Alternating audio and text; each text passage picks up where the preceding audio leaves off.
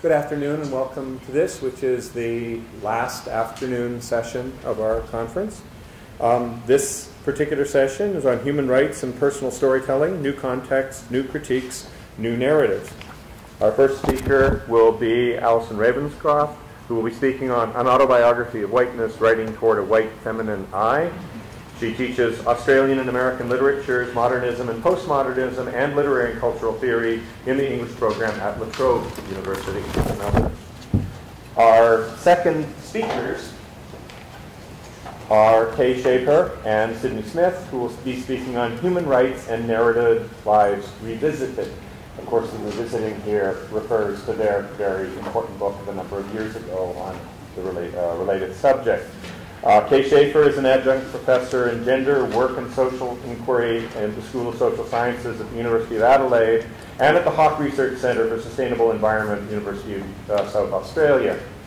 Sidonie Smith is Martha Guernsey Colby Collegiate Professor of English and Women's Studies at the University of Michigan.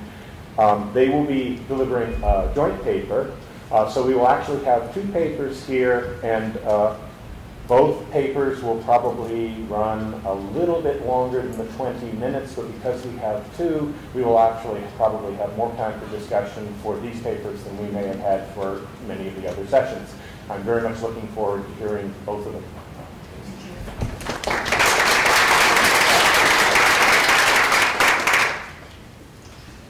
Hello everyone, can you hear me? I am mic'd.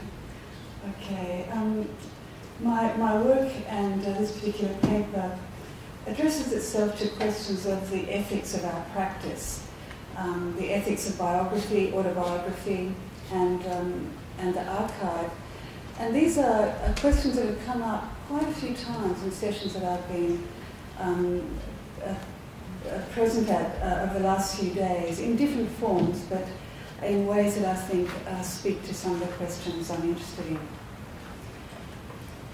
So the project I'm involved in at the moment I describe as writing towards a white feminine eye.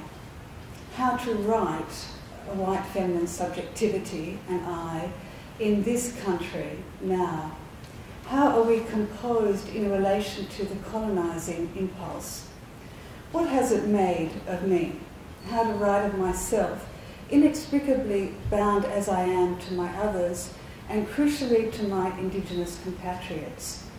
How to write without telling once more the story of a central figure, a white heroine.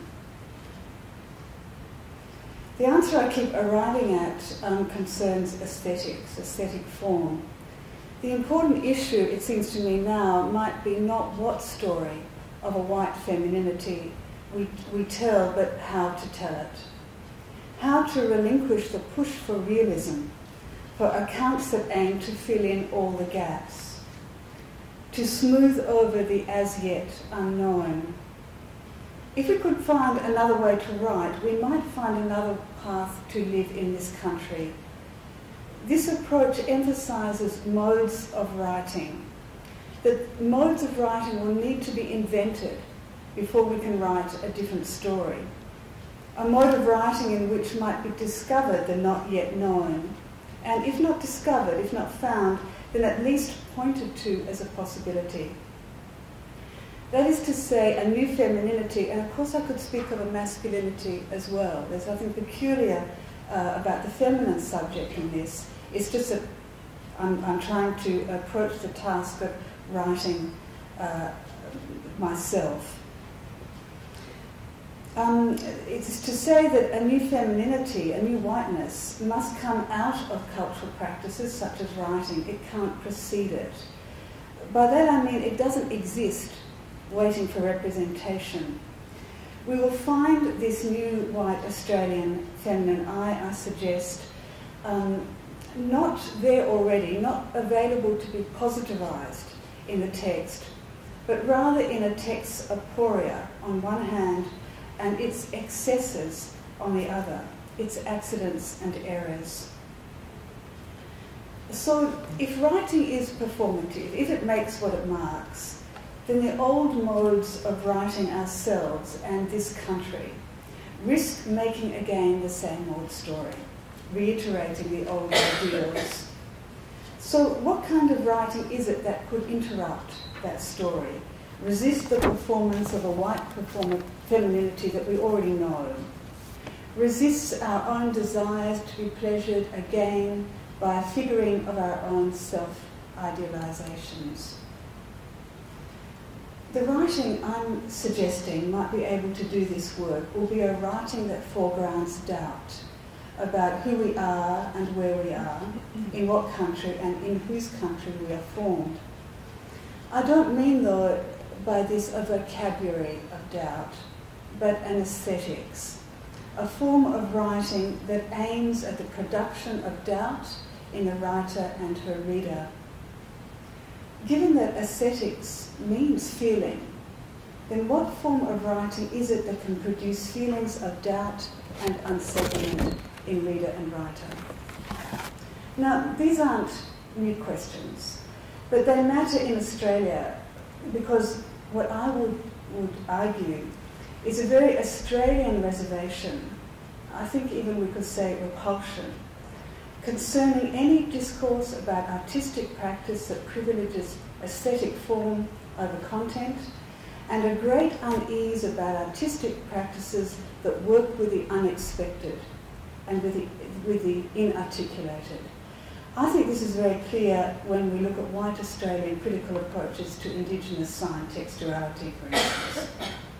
We have an enduring love for realism. Autobiographical texts offer themselves to these questions in particularly rich ways because they are about the ideas, which is to say the ideals, that the writing subject holds about herself and her others. So what better kind of text to consider the self-ideals of a white neo- or post-colonial feminine eye than through the accounts she produces of herself. But to begin, I'm not going to start with Australia. I want to look at two notable autobiographical texts, which you will probably be very familiar, both written out of a colonial setting, but not Australia this time.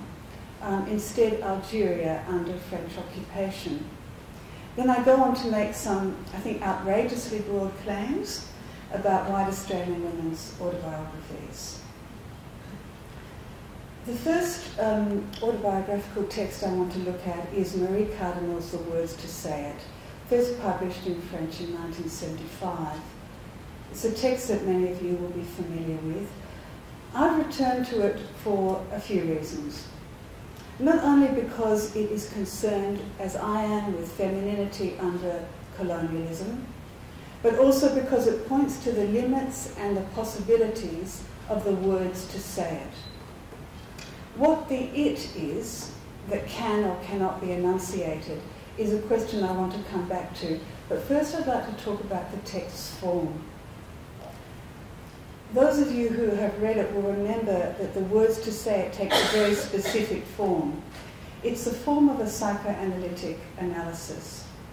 The form follows the flow of words that emanate from the couch. This is a form of the kind I'm saying might be very productive for us to consider now, to put into the mix when we come to this kind of practice of our own. It's a form composed in critical ways by the relation to what can be said, positivized, and what cannot be said. It's a form of story, speech, narrative, whose crucial terms are understood to lie in excess, accident, error, displacement, gaps, silence. The speech that is produced in the clinic forms itself differently to conventional realist autobiographical texts, for example, as scenes or objects brought to the analysis, and as they are made, of course, in the analysis. For example, in Cardinal's text, a fresh water spring in Algeria, the lens of a camera, the rooms of a house in childhood, and so on. As these become large in the course of the analysis, so they do in the text. The narrative, if we can still call it that, swirls and bulges around an object. The object becomes large in significance, but then suddenly diminishes or falls away altogether, perhaps never to be returned to. not for any reason that is logical in narrative terms anyway, and not logical for you and me as readers. Logical only in the specificities of this woman's formation. Like in an analysis, the story being written on the couch seems to be cohering around a node, the eye of a camera, the feminine body as object of this look. And just when a reader might say, aha, I have the origin of meaning now, I have passed through the navel of the dream, the text pauses and then it leaps again, taking off on another track, just like in analysis. If we listen, we might hear something new in a text like this, a text that is not pared down, it's not compact, it's not controlled. Its excesses open up the possibilities of hearing and seeing associations that would be lost to the prevailing logic, to the already known, in a realist autobiographical text that tightens itself, that closes or fills in a gap. Cardinal's form opens them up. How does this text of femininity figure the colonial in the formation of the feminine subject? Whereas femininity is made the expressed subject of this text, there is also race, of course, but it is largely unnamed in Cardinal's text. It's a secret of the text, something there but not yet heard by its enunciator. Toni Morrison pointed to it when she reminded us that Marie Cardinal reports at the first of her anxiety attacks, and it's these attacks that will drive her into analysis. The first of her anxiety attacks was experienced in Paris at a performance by Louis Armstrong, around about 1950. Cardinal tells us that her pulse was beating to the rapid tempo of the music. Now, in Morrison's reading, this is the first place in the text that race is signified. And she points out that Marie's anxiety is held in check when her eye falls on a white gardenia. Its beauty, its perfume arouses senses that stabilise her again, stabilise a white feminine eye. Now, Toni Morrison is surely right to couple the anxiety with race. It's not the first reference to black and white, though, in the text. Race is there in the opening pages, in Marie's account of her first meeting with her analyst. I quote, "The little dark-skinned man, very slight, very formally dressed, and very distant. I saw his black eyes, which were as smooth as nail heads." Is she encountering the doctor as Jewish, perhaps, a figuring of Freud himself? I don't know. There may be, though, a trace of the Jew here as foreigner, right at the outset. For isn't this how we might hear her reference to dark skin and black eyes in that context? The dark Sephardic Jew, familiar to her from growing up in Algeria, perhaps, but given another charge in the context of her growing up during the Holocaust. And there is the African American. He's not named in racist terms either. Armstrong is not named as African American, as black, but is formally positioned as such against the calming whiteness of the gardenia. But what about the other blacks? Please hear these words in inverted commas. What about the other blacks or foreigners? Where will we find the other ones who must be there for this young French woman born and raised in Algeria? Where are the figures of the African and the Arab? And do these figures too install fear in this woman? And indeed, this is what we find. At the time of the death of Marie's father, when Marie is still a young girl, is the first reference to the word, the signifier black is used. Numerous black men, she tells us, were busy with her father's coffin. They set him down finally on a black draped trestle.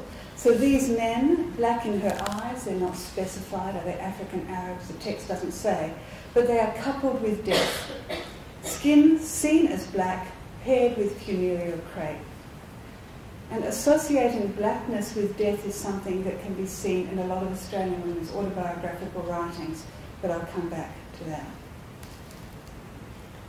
I'm wanting to move away from Cardinal's intentions for her text, because the form surely exceeds that. This text blooms. It opens to a reader, listener. It opens itself to interpretation.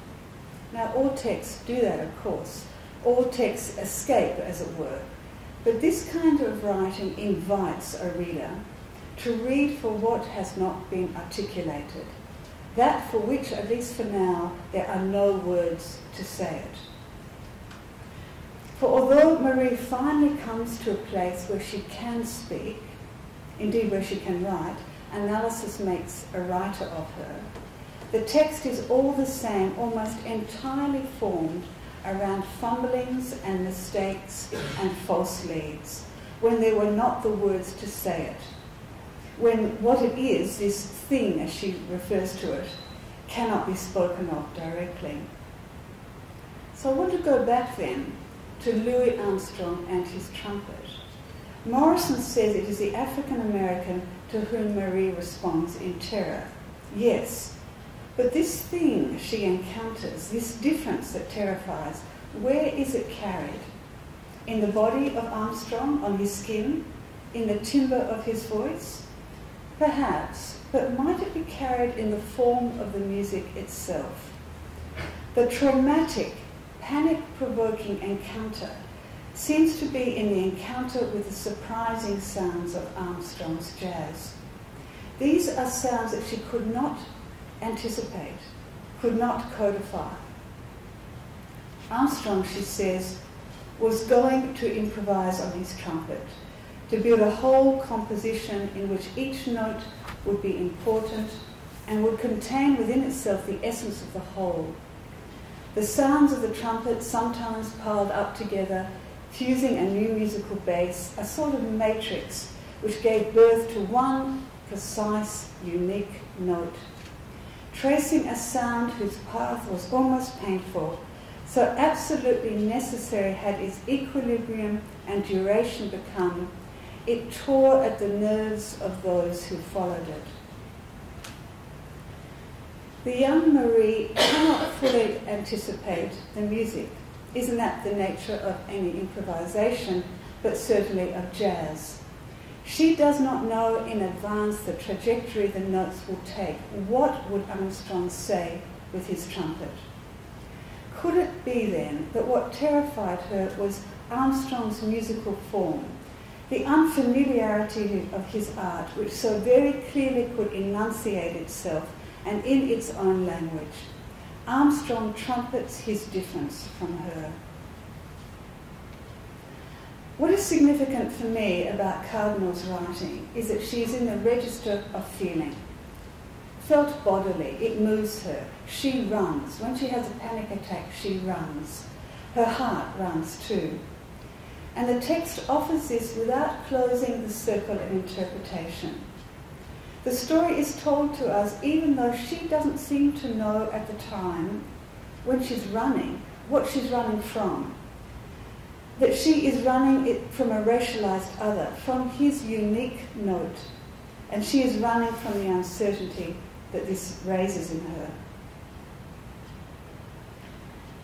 The other woman's text that invites me to make associations between femininity and the colonial context is Hélène Cixous's Coming to Writing, which, had I been blessed with an hour of your attention rather than 20 minutes, I would have liked to talk about that in detail. But for now, let me just say that I'm finding it useful to return to her writing 30 years after I first read her in English translation. And it's because it offers another approach to this question of form, of a text that in its excesses, in the way it reaches beyond the rational and realist, puts pressure on my reading practices. In the way, for instance, it gives a formal place to dream and to fantasy. These are allowed a place in the text that is as fully signifying as its more rational moments, allowing a reader to enter the dream with her, which is to say allowing a reader to feel its force, its realness. What did the young Hélène, this Jew woman in her words, this black, this Arab, this slave, what did she do to another smaller child, a privileged French child in the garden in Oran? How did she torture her? How far did she go? She gives us her unconscious, a brave and terrible gift. She also works with a feminine eye that is not integrated, just as Cardinal does, and which is not singular. Her attempts to enunciate herself, her name, Hélène Cixous, always enunciates other women's lives. Under the name Hélène Cixous, recalling testimony, I think, Hélène Cixous, she writes, isn't me, but those who are sung in my text, because their lives, their pains, their force demand that it resound. If this is an autobiographical writing, it is an I that is made up with and from others. It is always a we, while insisting on the plurality of that we, its internal differences, the specificity and the peculiarity of the I among others. Now, that's a long way from the ostensible subject of my paper, which was supposed to be writing a white feminine I in Australia. So I want very, very briefly now to take one example of an Australian white woman's autobiography and see what can be inferred and suggested when we put it next to something like Cardinal's or Cixous.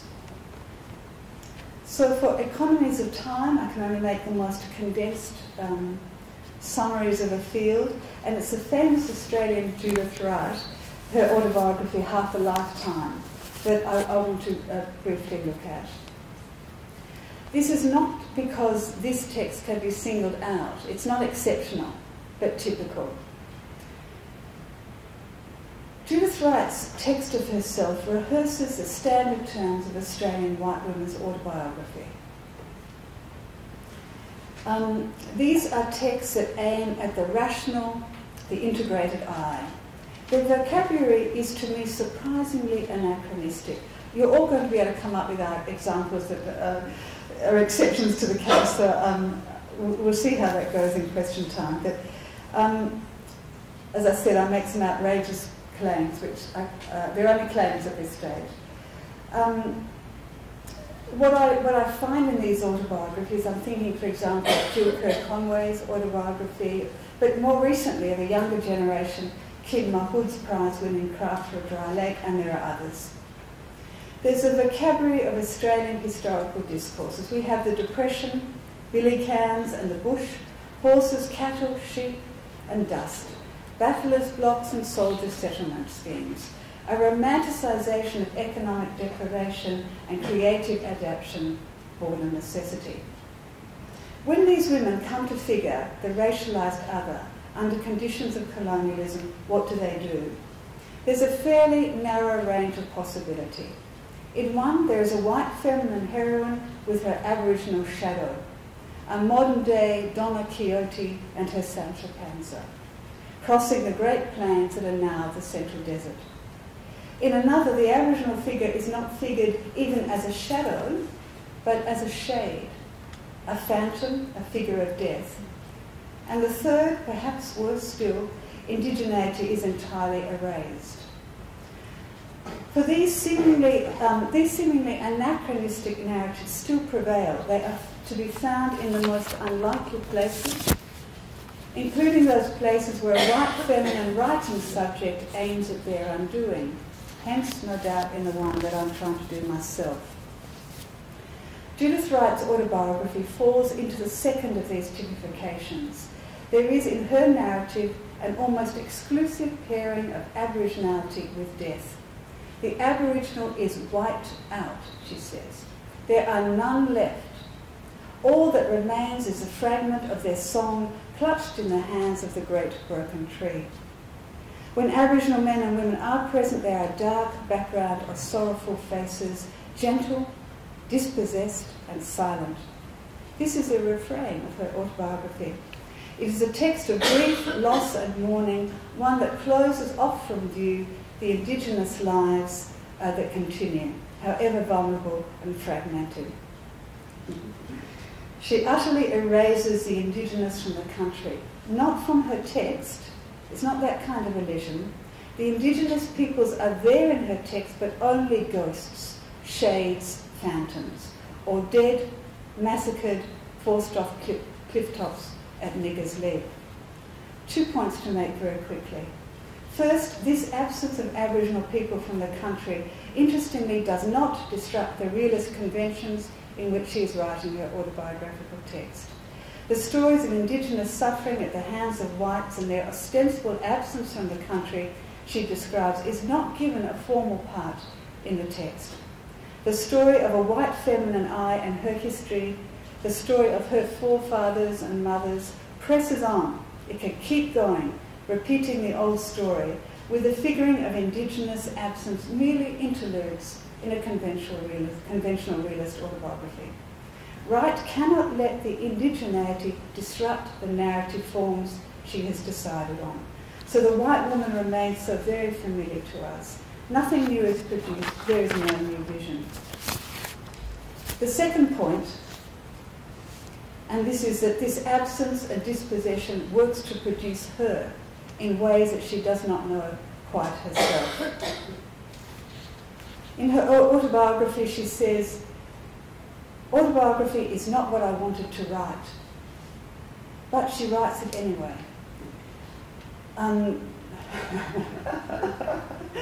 Sorry? All right, I'll just try to wrap this up.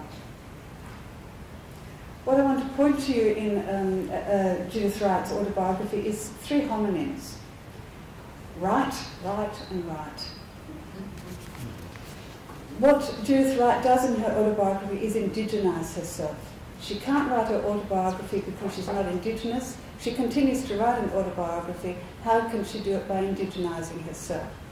The only way to be a Wright, W, capital, the proper name, is to be in possession of the land. As a female, she doesn't inherit the land, she's dispossessed. Then she discovers, of course, that the real owners are not her brothers, the male inheritor, they are the Aboriginal. But she's killed them off, she's wiped them out. So she and the Indigenous people are both dispossessed. She can stand in that place with them. She can let this object fall, the right's right to possession, by becoming a writer. This is how she became a Wright. She enters that other nation, takes up a place in the country of literature. Well, thank you. Just to bridge the 2 papers today, one of the things that Alison gives us is kind of a look at what the subject becomes through the aesthetics of testimony or witnessing to history. And Kay and I today are going to talk about what witnessing itself is becoming in a digital age. Since we published Human Rights and Narrated Lives in 2004, the social and structural environment of human rights has changed significantly. The major change we focus on today concerns the use of technologies and their implications for storytelling in human rights campaigns.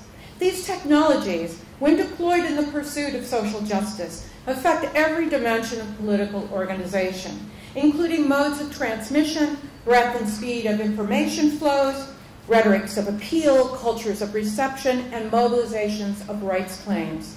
They involve ensembles of device, code, platforms, site protocols, networks, and generic templates, affecting the forms of online and offline witnessing now mobilized to register grievance and advance collective forms of redress. In this environment, personal storytelling becomes less central as a primary mode of putting a human face on suffering and soliciting an ethical response from listeners and readers. Storytelling, empathy, response, action. This chain of human rights grammar, while persisting, is being overtaken by the more pervasive presence of technologies that alert a larger public to suffering and grievance.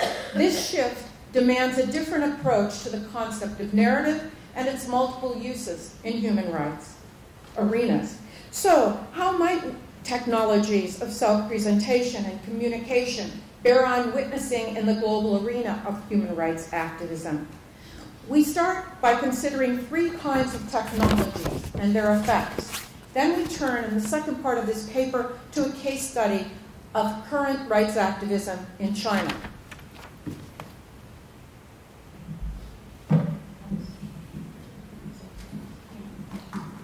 In 2004, the same year as we published Human Rights and Narrative Lives, Web 2.0 was launched. 8 years later, social media are ubiquitous. Facebook is now approaching 1 billion users, 538 million of them in China alone, as explained yesterday to those of us who heard the excellent introduction by Jules Desjardins. This is only one of the emergent platforms for constituting sociality and politics today. Twitter and YouTube and Wikipedia, however maligned, are global sources of information and nodal transmitters in diverse networks linking virtual publics. Just as social media reorganizes our lives, our identities, and our self-understandings, so too they reorganize human rights politics. The repertoire of social media technologies enable immediate, immersive, and adaptive reportage and communication. Their instantaneity, reach, and flexibility connect people in diverse virtual communities that are local, national, transnational, and global at once. Increasing digital literacy and access to technologies, as well as the proliferation of translation sites and the pervasiveness of non-linguistic modes of communication, videos, music, animations, comics, combine to enhance the possibilities for linking acts of witness across geographic, linguistic, and political borders. Information, images, and stories of everyday acts of violence can reach secondary witnesses across the globe in an instant. The fluidity of information and its potential for harnessing by different actors, from the state to corporate marketeers to advocates and activists, can be used to both advance and retard social change. Here's a case in point.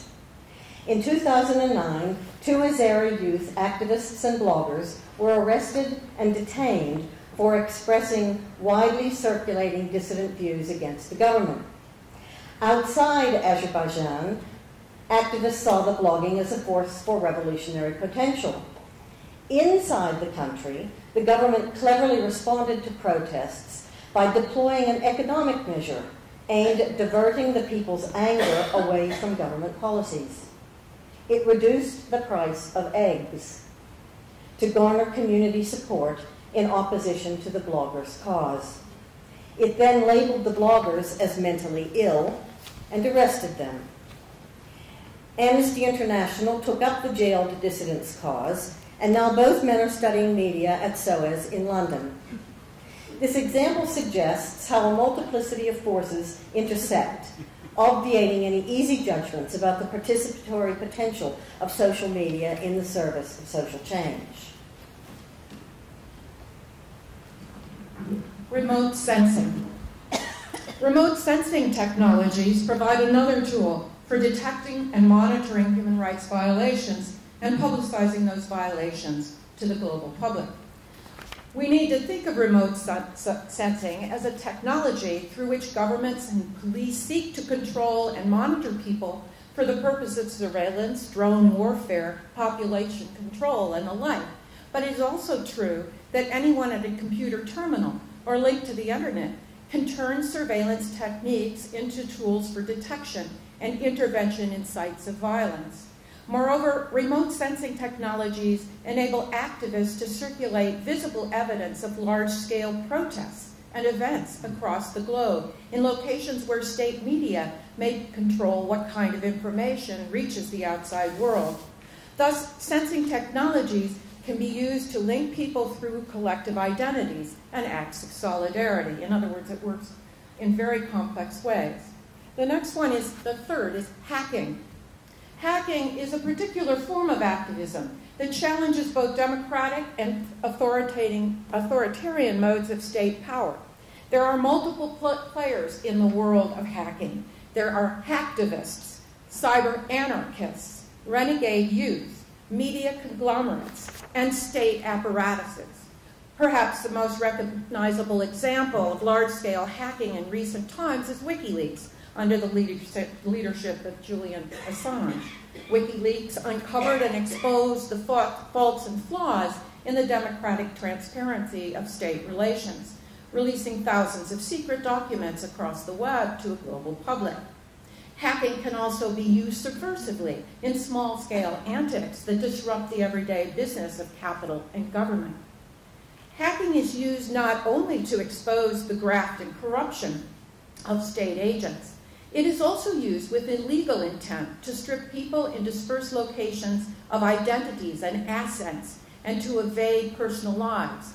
In other words, in some contexts, hacking itself can act as a rights violation.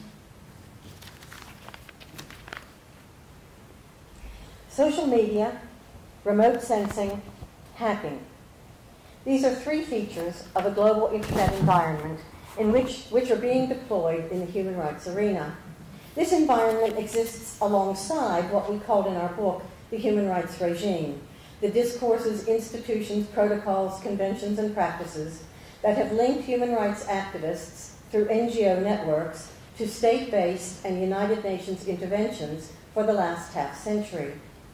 As W. Lance Bennett observes, the current era of social justice activism still includes NGO policy networks, but they now operate in a more emergent movement environment of large-scale direct activism, multi-issue networks, and untidy permanent campaigns with less clear goals and less clear political relationships with targets, like G7 summits, for instance. Personal stories witnessing to violence and suffering are less critical to these newer forms of activism. What happens on the internet is not eyewitness storytelling in the traditional sense, that is, extended transcriptions of oral interviews of victims or published narratives of survivors circulating internationally. Within traditional human rights frameworks and campaigns, personal witnessing is often the product of an ensemble of what Diani calls professional elites, those publishers, activists, editors, and benefactors who co-construct the witness narrative with the victim. It often unfolds in the aspirational grammar cited above: storytelling, empathy, response, action. In contrast, what happens in the emergent digital environment of viral networks is something else, what might be described as e-witnessing. E-witnessing to grievance or violation or violence or corruption involves a combination of texting, SMS, blog posts, tweets, video clips, photos, links, and the like. It is witnessing without a singular agent of narration. It is an accumulation of fragmented contributions from many sources and from actors impelled by a diversity of motivations and desires. By the nature of the media, the focus is diffuse and decentralized. Any individual contribution is placed in a constantly changing web of paratexts and surrounds, links, calls for action, information flows, and networks of reception. Its dynamic is less progressive than recursively interactive, as users contribute more commentary or information or photographic evidence of an event or a situation or grievance. Given that virtual audiences are themselves undefinable and fragmented, e-witnessing may or may not coalesce into a claim of collective identities or a sense of solidarity. It may or may not flow into traditional human rights activism through NGO-based institutions, networks, and protocols. It may or may not coalesce into forms of effective change. In other words, it can both become attached to the structures of human rights activism and also be effective through other channels. Or It can fizzle away, dispersed through the web, or erased through the censors. N. Dyer Witherford describes digitally organized social movements as, quote, a diffuse coalescence of micro-activisms contesting the macro logic of capitalist globalization, unquote. For many social movement commentators, the problem of the cultures of reception for those constantly shifting micro-activisms is how to establish solidarity in such a fluid and decentralized environment, and how to determine what the outcome of an action might be.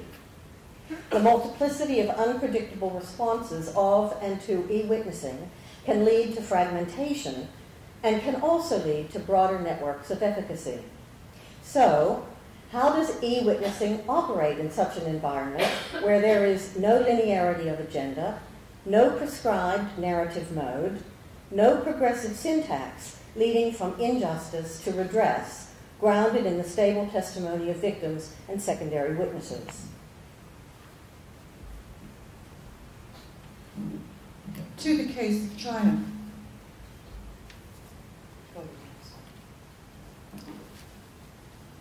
As previously mentioned, there are currently 538 million internet users in China, 273 million of whom have their own microblogs, a combination of a tweet and a blog that is limited to somewhere between 140 to 200 Chinese characters. Let's look at one example of a hot issue as it develops on Weibo, China's major internet platform.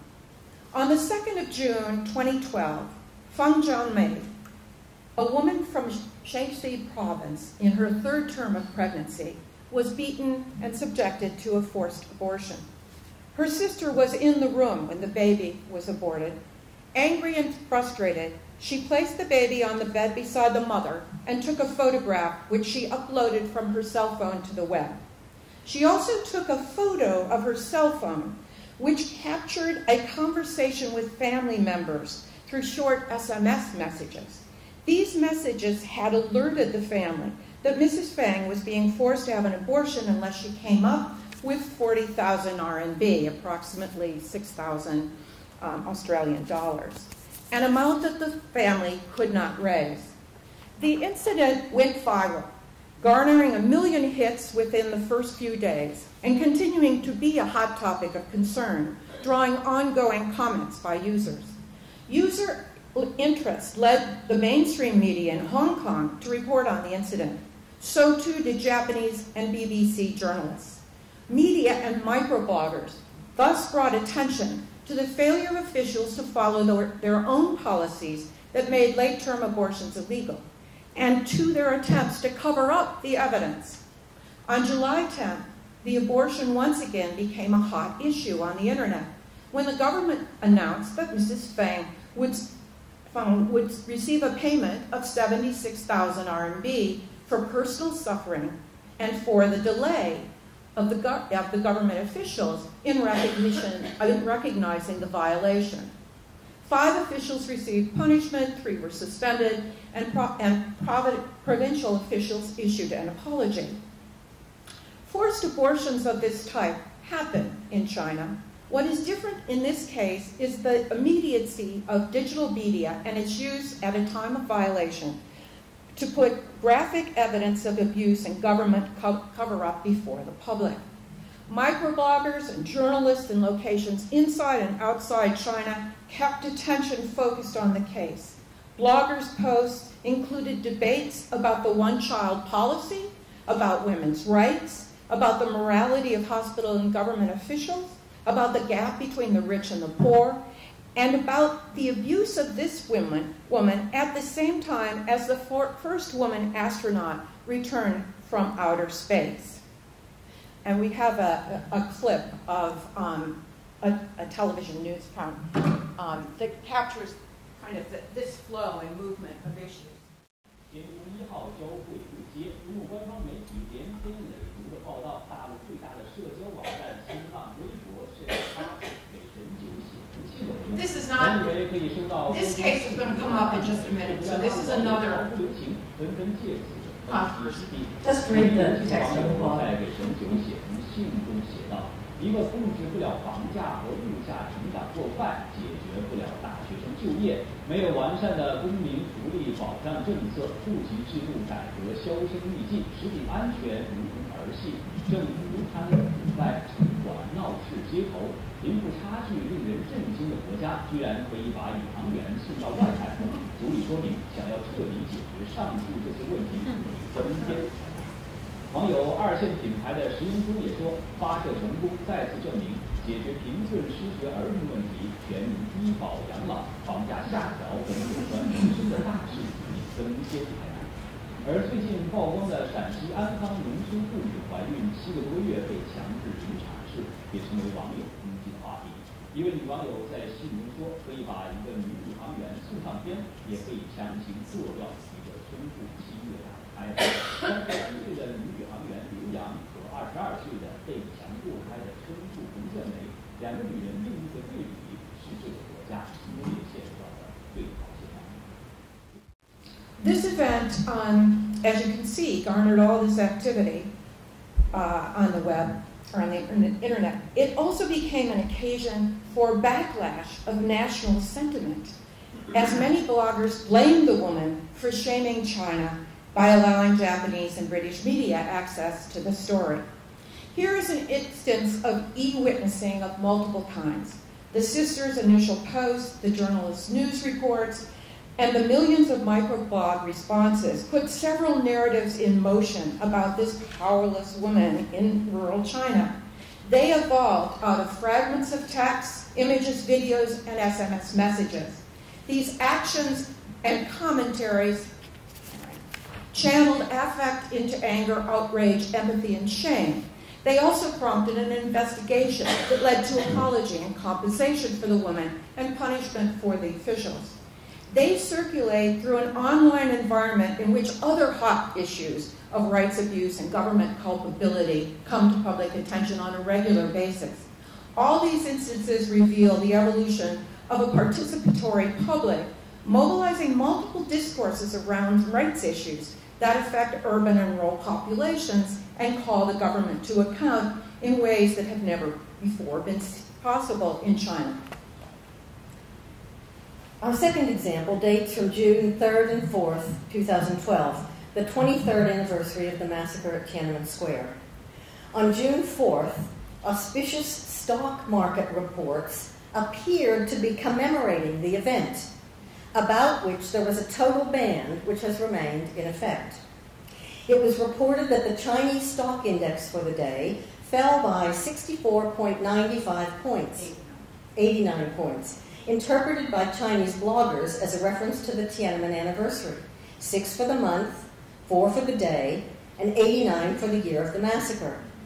In another twist, the Shanghai Composite Index opened at 2,346.98, which could be and was interpreted as referencing the 23rd anniversary of June 4, 1989, backwards.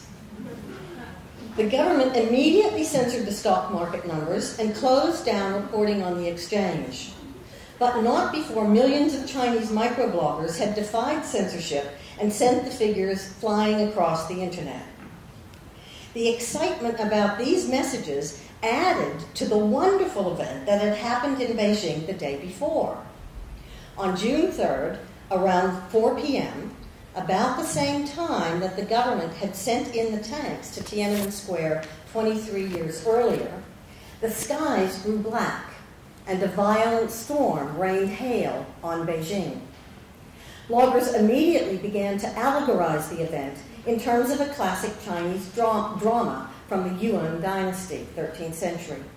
In A Midsummer Snow, a young girl named Dur suffers injustice by being wrongly accused of murder and appeals to people for support.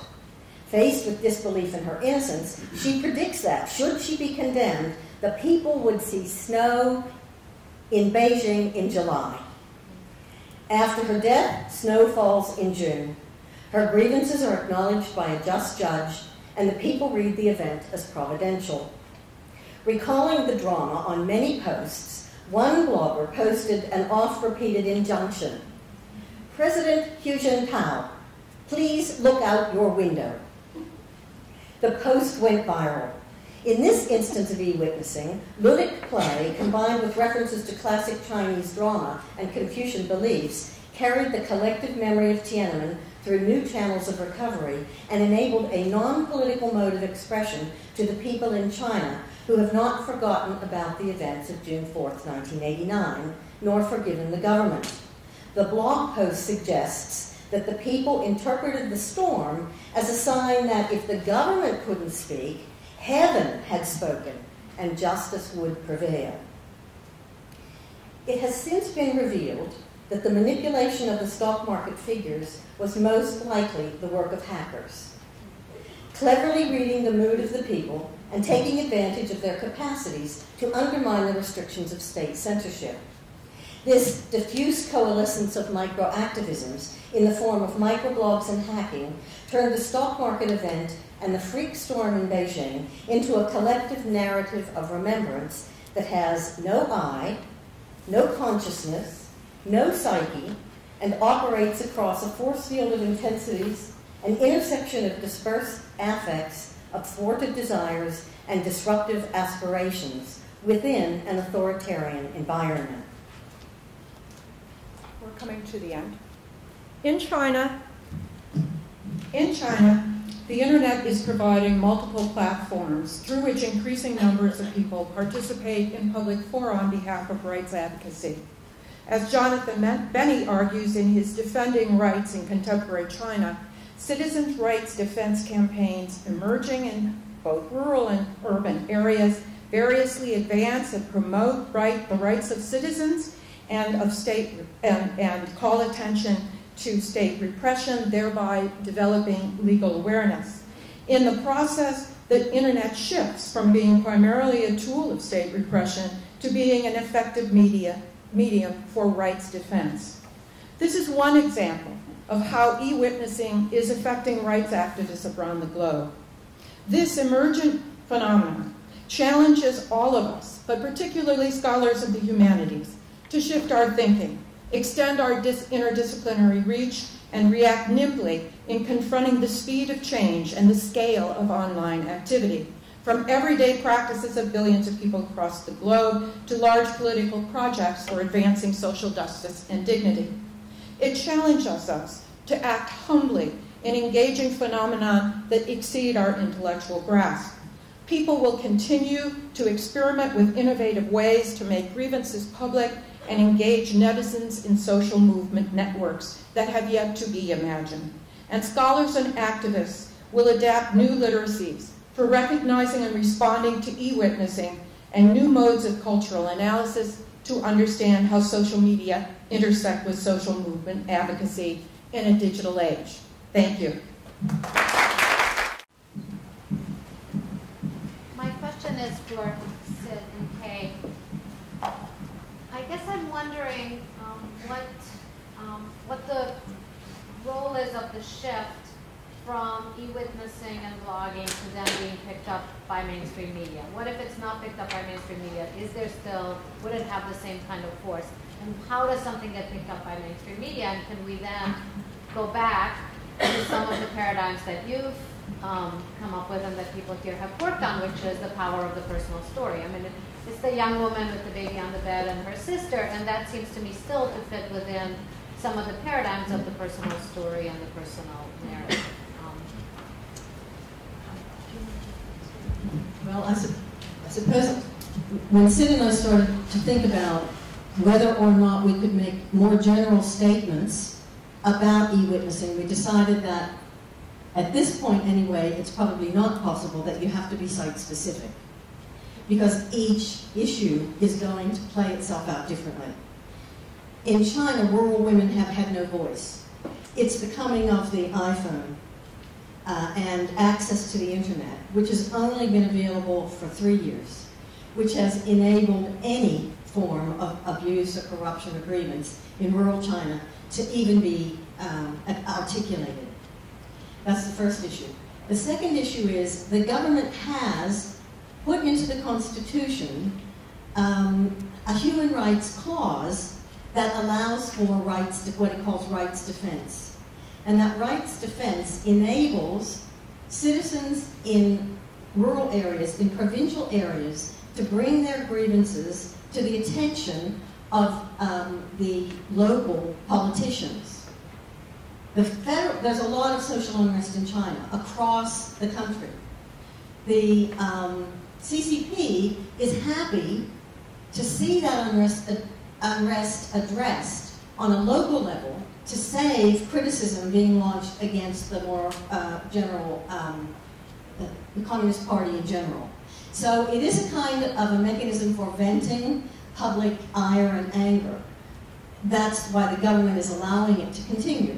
However, each example that we cited to you, as soon as it went up on the net, within 15 minutes, the government censors took it off. But by that time, the bloggers had just sent it in every different direction. Part of the rights defense campaign in China allows journalists to report on grievances that individuals bring to the authorities at the local level. And so there is an enablement of the campaigns being addressed by local and then more national media. But as soon as the bloggers send the picture of the woman having had the forced abortion out, it reaches Hong Kong and then it reaches UK and Japan. So the speed at which it can be picked up by the international media is instantaneous. So it's just becoming much more possible to exert both local and international pressure at the same time on the government and creating a participatory public that's never existed. And the people using the web are for the first time being able to bring their grievances to any kind of forum, let alone a forum that is actually or virtually global. Your point about how to think about the kinds of projects that we've been doing and our attention to the individual story and the importance of the individual story witnessing to violence, histories of violence. And I think what we were trying to suggest is that that's not going away. It's another environment in which stories are circulated, but the long-form individual story isn't as much a part of this other kind of witnessing that's taking place. And and this is our first attempt to try and think about that and what that means and how to develop a critical vocabulary and a way of theorizing it so that we can recognize the simultaneity of these different modes of witnessing. Jeremy? Your material is absolutely fascinating, but I'm wondering about the way in which some stories or images get privileged in this kind of uncontrolled, or as you see it, kind of uncontrolled process, and others presumably disappear without evoking this kind of response. It seems to me that this medium is very vulnerable to kind of manipulation, also, and in terms of which stories get picked up by certain activist groups. I'm thinking the role of in the case of the blind man. Yes, talking about. Yeah. Who managed to connect himself with a Christian activist network in the United States and gets connected to a U.S. congressional hearing, which is not an opportunity that very many people managed to get. So I'm wondering how we can analyze this aspect of the process. It would be a different. I think one would have to look specifically at the local and how it evolved in each case. But what happens on microblogs is that people have fans and followers, and they have sites that they've elected to look at every day and get feeds from. And there is a collection of the it's called hot issues. And every day there are 9 hot issues. In the main, about 7 of those hot issues are grievances of this type.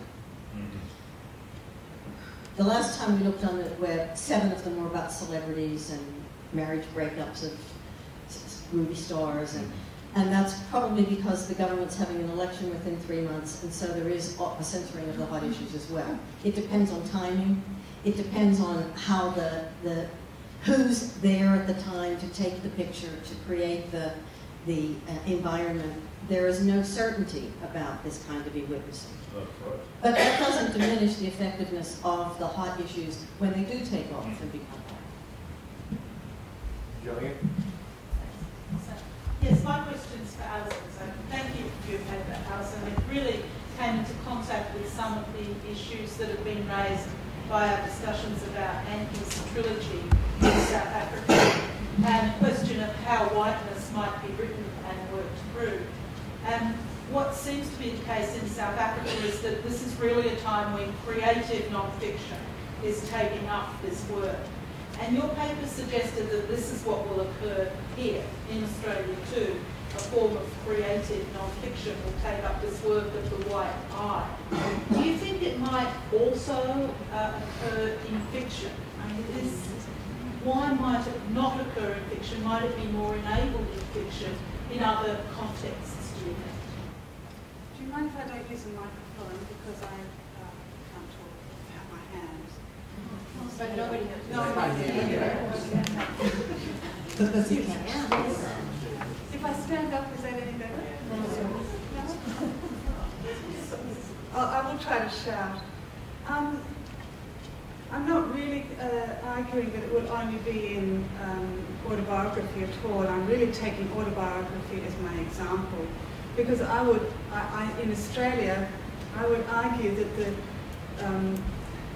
the transcendence of realism is across genres.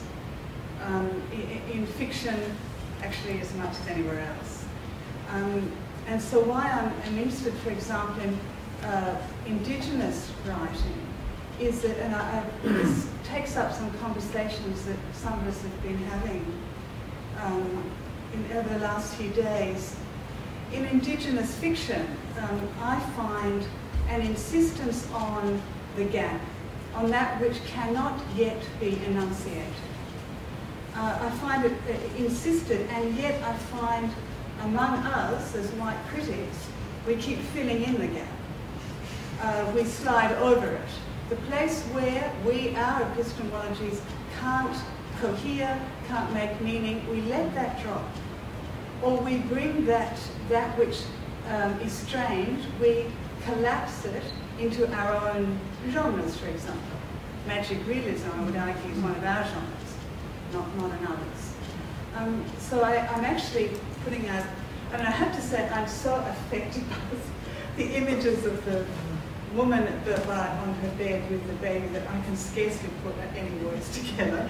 So I hope I'm making sense. But I am trying to throw out a challenge really for white narrators of any genre to reconsider the way we're writing and to put realism a little bit more under scrutiny, not allowing it to be the status quo.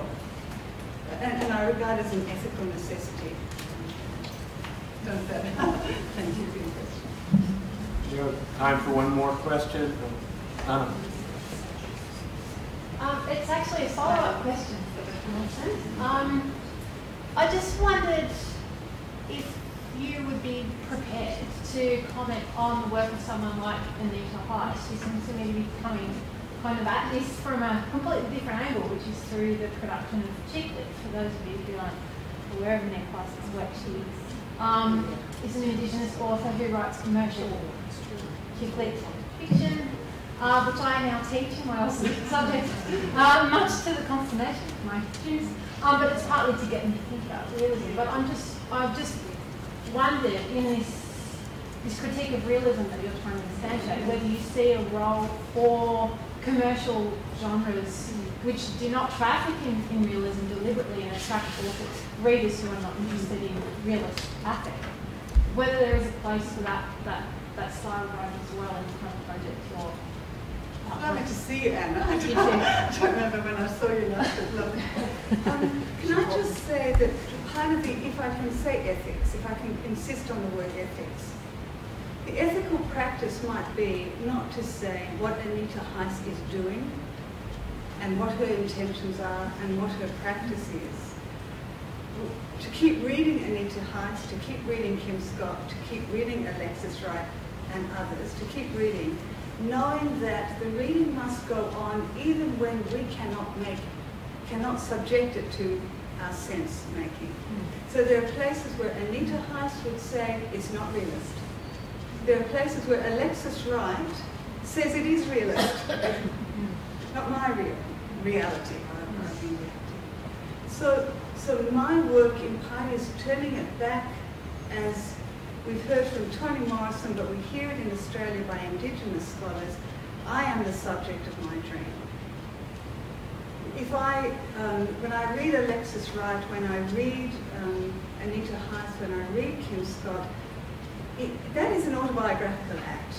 I am reading the text I can see from this subject position. There is an engagement, she pushes against my reality, but ultimately it's mine. So I would argue that what I'd be interested in is the white critics, my compatriots, what do they see in Anita Heiss?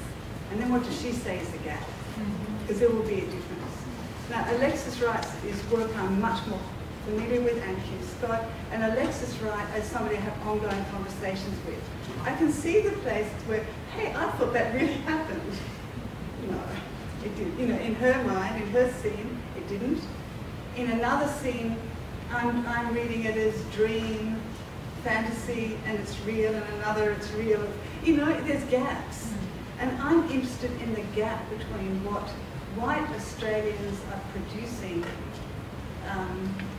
the limits of what we produce if we stay in a logic of realism, because it closes over the gap, and the places where we might be able to start a very different conversation. Does that would be the strategy. So different strategies than saying, I know what Anita's about. Thank you. Let Anke have the last one.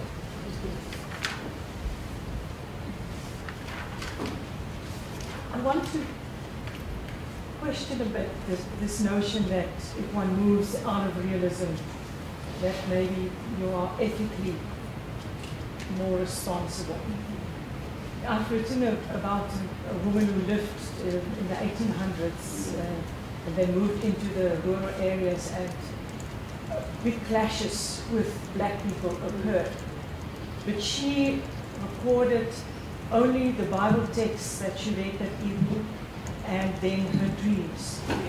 So it could have been any place in the world. There's no account of the horror that they saw, etc. And to continue that into today, there's a sort of split, or has for a long time been a split in South African literature, where people would accuse, especially during apartheid, people who write about atrocities, that they, that it's a sexy subject and you jump on it, the bandwagon, while us who do the universal internal angsts, and we are really busy with international or global ethics. You are just apartheid. Apartheid will be gone. No one will know in 100 years what it is. Yeah, I mean, I'm not so sure that one is an answer. What I would say is that one's internal senses pick up injustice. And if you deliberately decide, or if you don't change your life, or if you change your life so that you don't pick it up, you only pick up gardens, birds, and beauty, and you want to write. It's not that you may not write about it, but there becomes then an ethical thing if you ignore if you walk your country on a daily basis in its streets, and you refuse to address particular things in your writing, I would say ethically I would have problems. Can I answer that? I think it depends what you call ethical. I think this conversation is very contracted and I need to unpack some things. I'm not speaking about the intentions of an author, that if you write about, if you're a cardinal, Marie Cardinal, writing about your dream and your analysis, you're morally good than another writer. I'm not trying to say that, because that's very brief. It will erupt in any form. I'm trying to argue in this country about the tendency for a realism which wants to say, I already know who I am as a white woman, and I already know my Indigenous other. All I have to do is write it. And what I'm arguing for, do you see? So what I'm arguing is, I'm arguing against the certainty that we already know. And is it possible? Because realism doesn't necessarily, it does invite a closing over of the gap. The narrative is that it invites you to have things logical sequence. It's just a question of practice. If we write a text which is a little bit more open, less knotted, less smooth, will we, in all the words we produce, suggest something that we don't actually have control over yet? So why Cardinal interested me is that when she wrote about the gardenia and the performance of Louis Armstrong, I don't think she knew what she was writing.